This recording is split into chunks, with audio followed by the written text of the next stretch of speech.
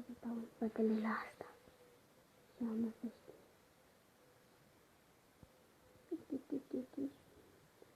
Jocul ăsta e foarte frumos. Scrieți Roblox sau dacă nu știți să scrieți, puneți pe vocal. Eu sunt copil de 8 ani, am 8 ani. În timpul iernii, aproape se termine iarna, eu fac 9 ani.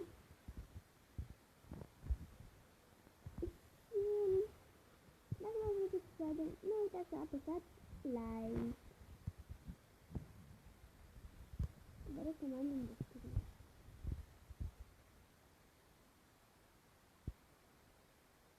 Deci aia scris acolo.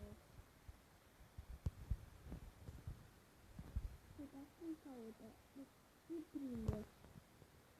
Oh, no. Nu eram în siguranță.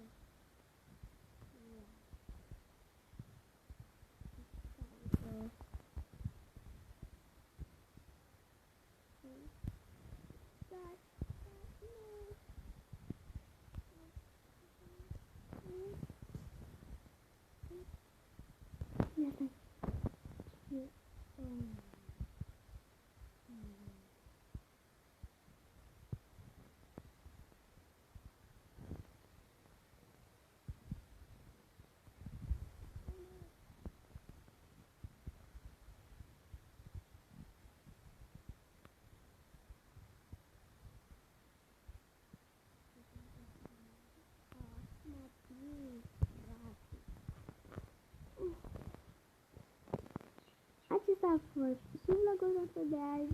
Dacă mai vreți episoade, nu uitați să apăsați un like, un subscribe și dacă mai vreți episoade. Pa, pa! În comentarii, vreau să fac eu o poză, bine?